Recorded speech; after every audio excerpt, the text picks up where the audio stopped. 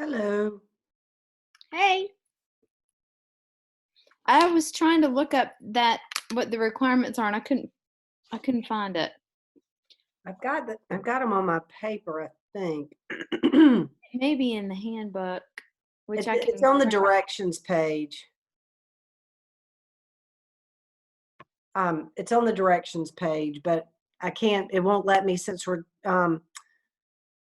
recording, it won't let me do something else. Let me pull my handbook out while we're waiting for Carly. Okay. Let's see if I see it. I had to come home and get under the covers. I'm freezing. Yes, it is cold. Hey, Carly. Hey, darling. I didn't like this case study as much.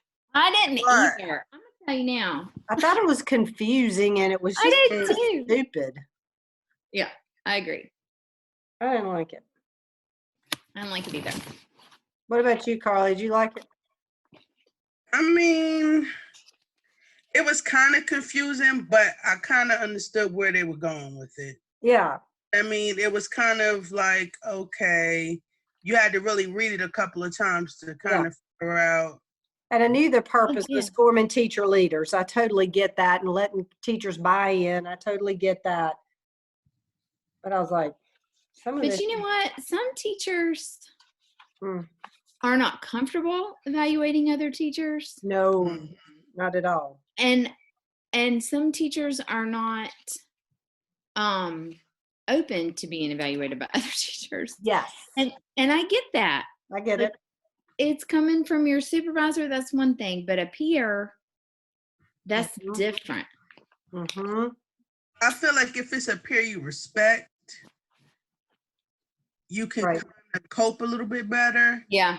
Like some random person, especially if you don't have a relationship, like with our students, you know, it's forming relationships. Constructive, right? If they're giving you constructive feedback and it's a teacher that you kind of admire, respect, it's kind of like, okay, I understand where you're coming from, and I can kind of self-assess and say, okay, yeah, this might be an area of weakness. But if it's someone who is just random and it's like, who are you?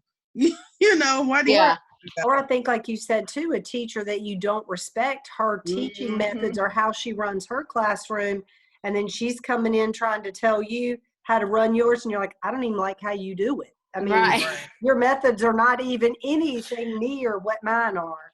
Right. Yeah, I think that's difficult. I mean, I understand it. We did it for a while at our school when I first got there, and then we changed it to department chairs doing it.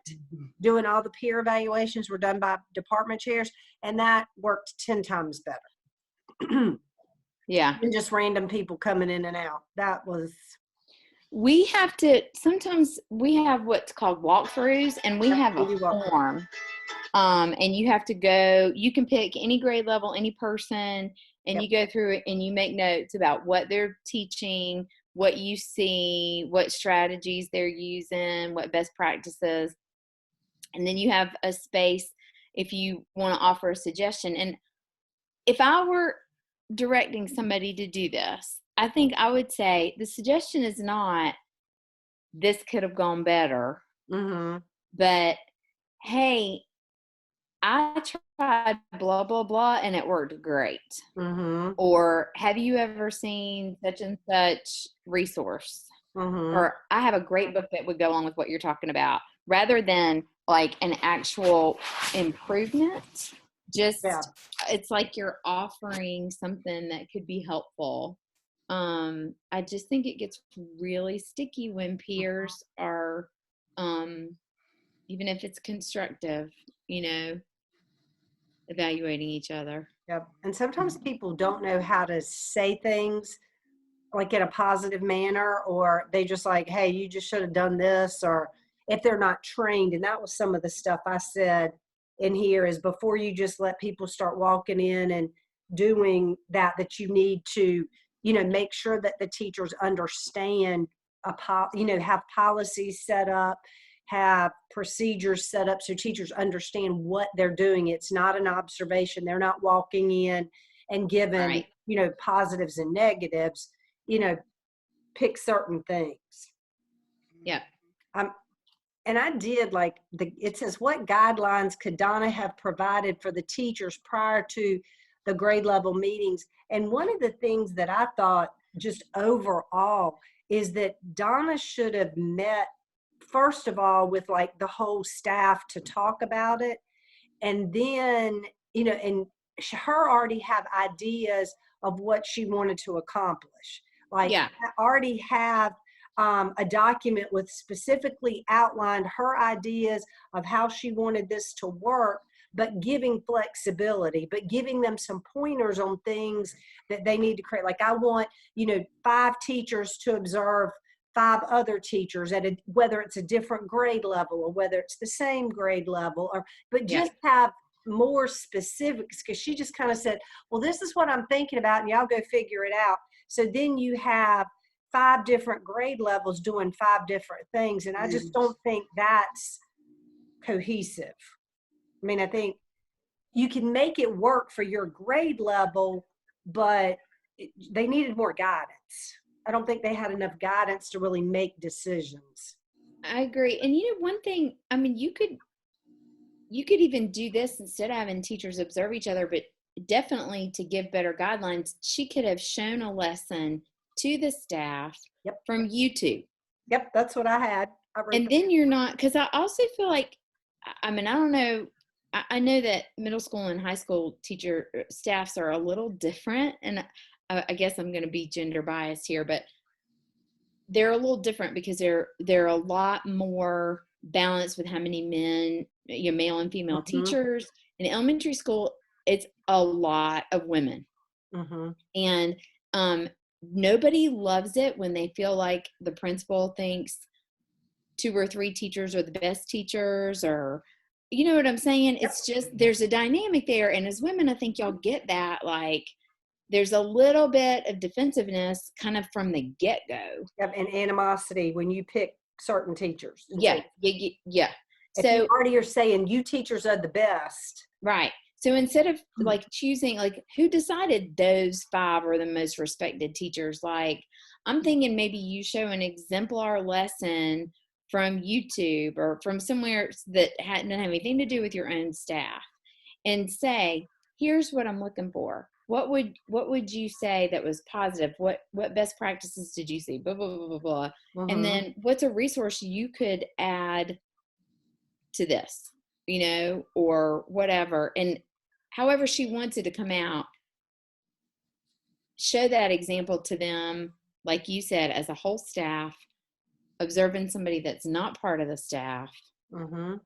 So they have a visual of exactly what she's looking for. Right. Or even if she did in a PLC, if her staff's too big to do it in a whole staff, divide it up by departments or PLC, whatever you need to do. But I think they just needed more guidance than just, I almost said, I want to do it differently. I want y'all to evaluate each other and come up with something.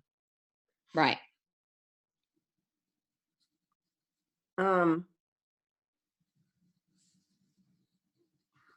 And again, I said too, select a committee that included a member of each grade level to create a professional support check sheet. Like, so when the teachers go in to observe, besides just sitting there and watching, what are they looking for? Or give them things, like, these are things I saw the teacher engaging in this, or there was scaffolding going on, or there was, the teacher was very attentive to the children's needs. It was evidence that relationship building was going on, or whatever the situation is.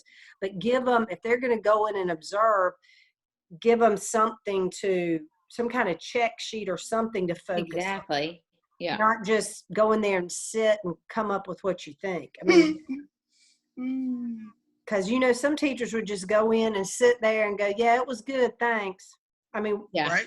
And then it depends on what kind of personality you have. Some teachers, they're real comfortable, like the older teachers in the case study, they were very comfortable, it seems like, with traditional methods. I mean, they don't outright, but I mean, from their recommendation, you can kind of tell they were like, I don't want anybody watching me. So they're more or less, you can kind of configure, when you walk in their class, when you see direct instruction, lecture-based type activities. So imagine them going into a classroom where the teacher does a lot of station activities.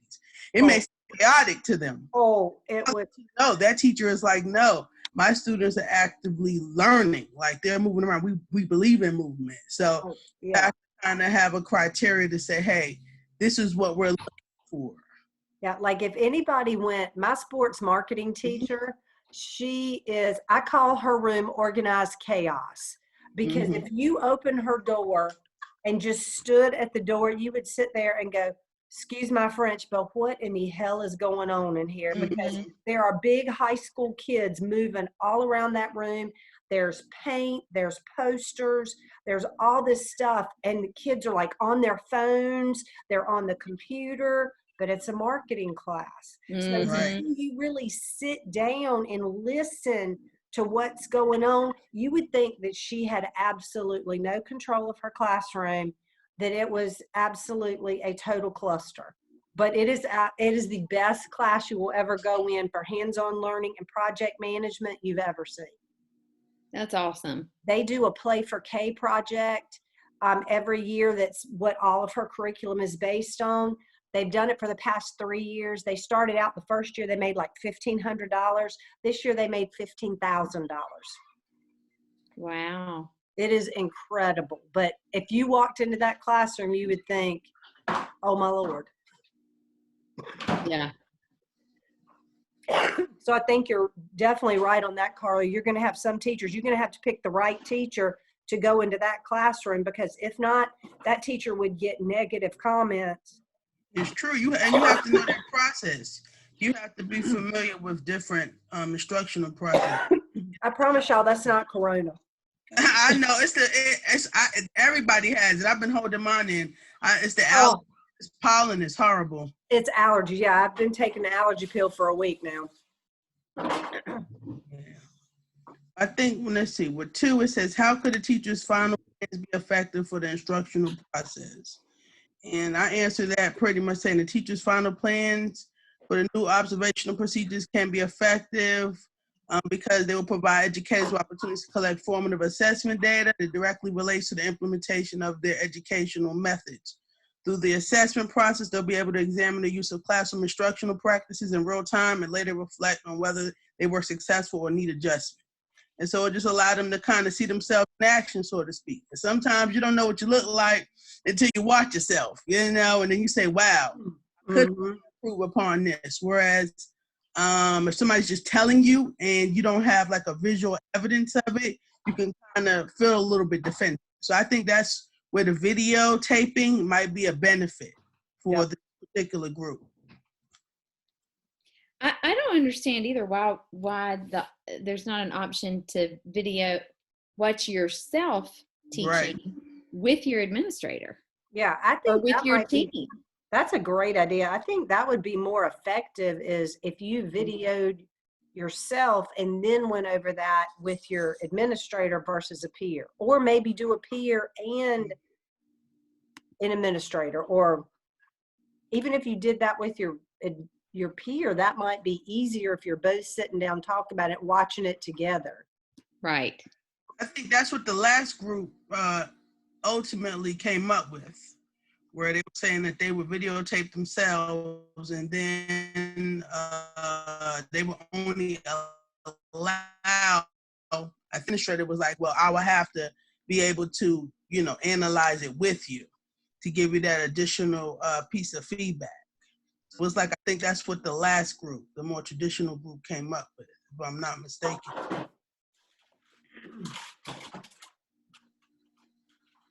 I'm trying to see. Let me see. Yep. Yeah, the last group did. Yep. They wanted nobody to see it but themselves. Yep, and then the administrator recommended that, I guess that would be the person that would provide the corrective criticism by asking the pointed questions of what did you do positive and what you can improve on, and they agreed to that. So yeah, kind of like, pretty much everything that you guys just stated. That's pretty good, actually. And it said the third one, how would the principal be able to evaluate whether the new observation format was working successfully for the students? I I thought think that that was means for the teachers. Yeah, I just don't understand how you could tell by the students. I mean, the only thing I said, if the principal has a document completed by each observer, then she can use that when she observes to see if any of these suggestions are being used. She could also create a questionnaire asking teachers for their input on the process, but I don't know how you could tell whether the new observation format was working successfully for the students. Well, I would assume if you are looking for improvement, you're looking for strategies where kids are engaged and using higher order thinking skills. So then if you go in and observe your students, that's what they should be doing if everybody's working towards this improvement. But there needs to be some kind of documentation so yeah. that whoever's going in to observe knows what to look for, that this teacher's been working on using more higher order thinking skills or whatever. I mean, if you just go in, you're not really going to know. I mean, I just felt like it was kind of a little willy-nilly as far as there was no organization to it. Right. I know I am a super organized. I like check boxes and all that kind of stuff. But I just felt like this was kind of like, y'all just go and do something and then we'll look at it. You can tell me about it and we'll decide. Yeah, I agree. And then especially if you're asking people to step into a leadership role, if you're asking people to evaluate each other and they don't have any authority over each other, it'd be really good if they had, like, the more specific the guidelines and the more consistent everybody was about what things they were looking for and what kinds of feedback they were given. I think the more comfortable they would be and probably the fewer issues you would have. I agree. I think the more information you give them, you know, they can tweak it to be their own, but as much guidelines as you can give them, the better off you're going to be for those gray areas that sometimes, you know, people will run with. Yeah. For 3, the way I kind of said, I said one way that the principal will be able to use student engagement as a means of determining their new observation procedure were beneficial is, for example, if you have a teacher who lacks classroom management or experiences excessive amount of disruption in the classroom because they're typically considered boring by the students, or the students lack participation in the classroom. When they have opportunity to look at themselves and practice, they can actually go in and say, okay, I need to incorporate some different strategies and see if you can include more student-centered activities. And so now as an administrator, maybe coming up in a follow-up, because I know there's instances where they'll say, okay, we'll do an initial observation of you, and then we'll come up in a follow-up after you've had an opportunity to implement some different strategies and to see, okay, we're experiencing less disruptions in the classroom. If I look at this teacher's disciplinary data, noticing that it's going down, the amount of write-ups, I can kind of gauge, okay, you're changing something in the classroom. Now, if our policies are the same, it might be a classroom management procedures, but it could also be that you're designing and developing and implementing, more interesting instructional materials. And so now the students are more engaged and less likely to engage in disruptive behavior. Yep, I agree with that. Yep. I think that's very good. I just think we're all saying basically the same thing, is that we need checks, that what we think would make this helpful is for there to be more checks and balances, more specifics given to the teachers about what the expectations are and what kind of feedback data they really are looking for. What kind of change are you focusing on for the individual teachers? What do you want them to do? And what's going to be the follow-up to make sure that these are beneficial to teachers, that these observations are beneficial to teachers and that do improve instruction? Because overall, that's what we're looking for, is how are we going to improve instruction? Even from the very best teachers. I mean, everybody can figure out a way to improve. Yeah. Yep. Sounds like we got it, ladies. I think the other one just did an audio for some reason. Have no idea why, but it's everything's recorded. It backed it up, but it just did audio. It didn't do our video, so I don't think it really matters as long as he hears us. Right. I agree. I'll see what this one does. Who knows? I never know from time to time. We're just the ones that he gets stuff and he never knows what to expect. He's like, we like to keep it fresh. We do. We don't want him to get bored. That's right. That would be awful. So I'll see. It may pop up. I may be able to hunt the video down. Maybe I just clicked on the audio. I don't know what I did, but the whole thing is there because I did make sure of that. So he's got the whole thing. It's just done for some reason in audio instead of video. So I don't know why. Okay. Well, thank you. Thanks for always I will send you all the links. I'll do that and send you the links for both of them. And then we'll have this. And then we have class Thursday night with Dr. Bullis. Did y'all know that? I haven't seen anything from him, but I turned my 4 in. And I don't think he's seen it yet. He gave me mine back for evaluation. I had to do some changes, and then I put it back for evaluation, but I haven't seen it. Okay. I hadn't checked today, though. I checked a while ago, and I don't think he's looked at mine yet because there's no grade. Well, what does it say? It says a weird word like published, and then there's the number of times that it's gone back and forth, I guess. When you see like it's like 2 messages or something. Yeah. And mine has 0. So I have to look at mine. I don't even know. Yeah. Have y'all started compiling y'all stuff? I did mine. That final piece. I went into mine and like put all of 2 right in. Like I've compiled them all, but then I didn't put in all the appendices and add the resources. You know what I'm saying? So all the text is together. Mm-hmm. But I have to go back now and move the appendices and label them in order and all that. I've put through 3 to Ian, but I was waiting for 4 to come back before I added anything else. I'm like, I'm going to have to do it on a day where I'm not trying to get all this stuff prepared because by this time of day, I'm just shot. Yep. That's me. I just need when I'm not thinking about anything else, and I have to be in the right frame of mind to put it all together. Mm-hmm. Has anybody started TaskStream yet? That part? The portfolio?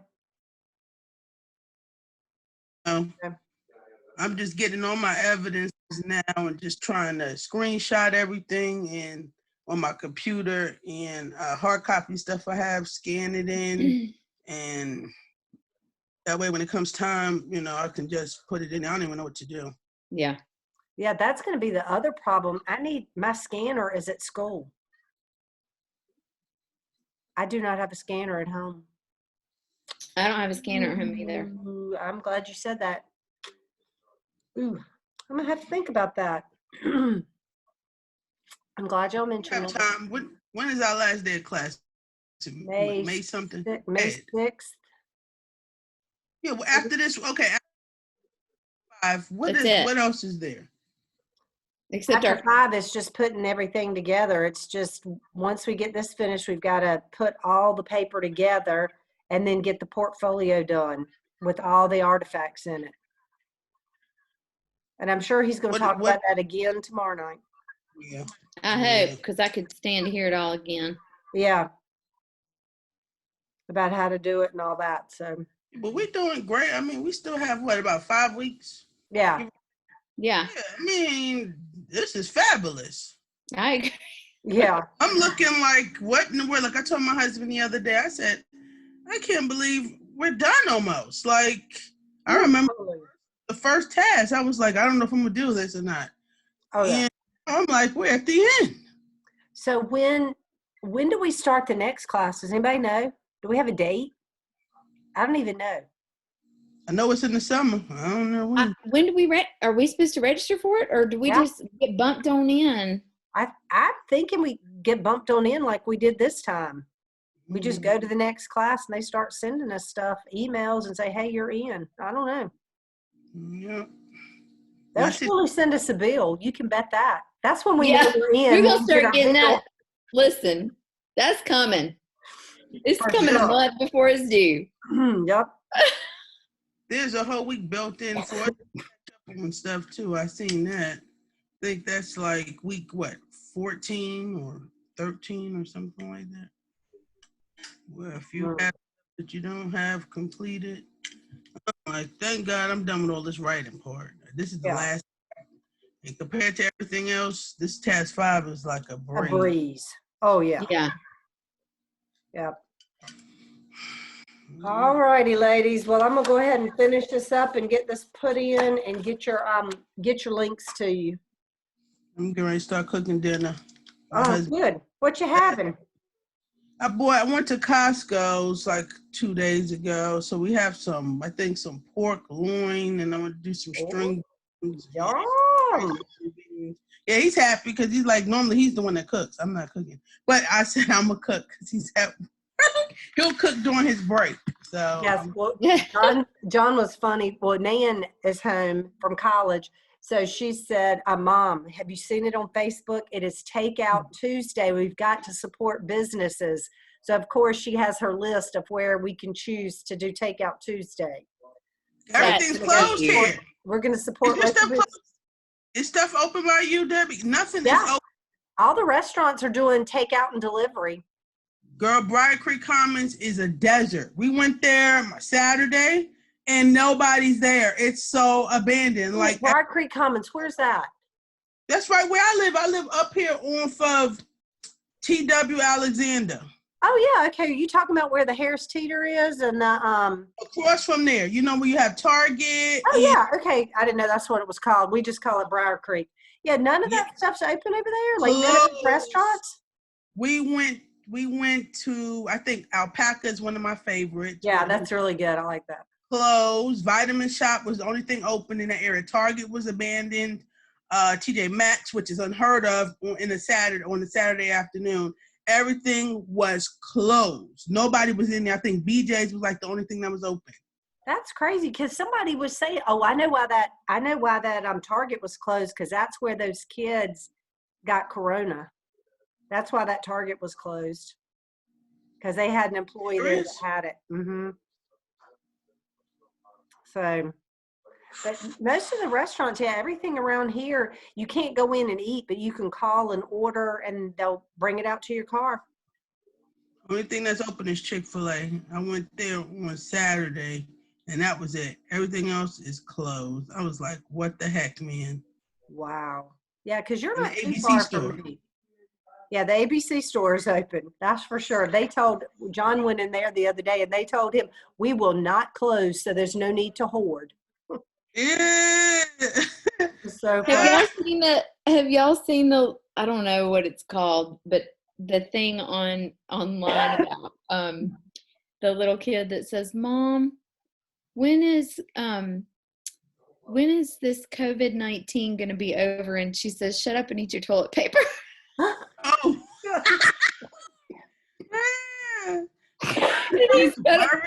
He's got a little bowl. I'll send it to y'all. I'll text it to y'all. That is hilarious. I'd love to see that. Well, it's so funny. My neighbor this morning called me. She told me that I had told her that probably within a week and a half or so, we may need some more toilet paper. So this morning she went early to Harris Teeter, and she texted me. She said, "Look on your porch. There's a little surprise for you." Yeah. It was a big pack of toilet paper. It was a 12-pack. I was like, "Oh, I've never been so excited to have toilet paper on my porch before." Did you guys see in Dallas, Texas, the police are not responding to theft calls anymore? Wow. Officers received, I posted on my Facebook with some of my friends, and a couple of the officers tested positive for corona, and they're saying we're not responding to any theft calls or anything like that. And I'm like, wow. That's going to be bad if that gets out. Obviously it is. Yeah, that's bad. Wow. That is something. I was like, wow. That's scary, actually. Yeah. Wow. Well, I mean, if you ain't prepared, you're scary. But you gotta. It's self-reliance. That's the name of the game right now. Yep. That's what it's about. You get to see what you're made of now. Yep. That's the facts of it. Yep. All righty. Well, ladies, I forgot. I've got to watch the school board meeting because I haven't been to a school board meeting tonight. And tonight they're live streaming it. So I'm gonna look at the school board meeting at 5:30. So it may be a little while later on tonight before I get y'all these links. Is that okay? Yeah, it's totally Sweet. fine. The Okay. last one I went to lasted till 9 o'clock, Debbie. Oh, So geez, I I'm not hope yours. watching that long.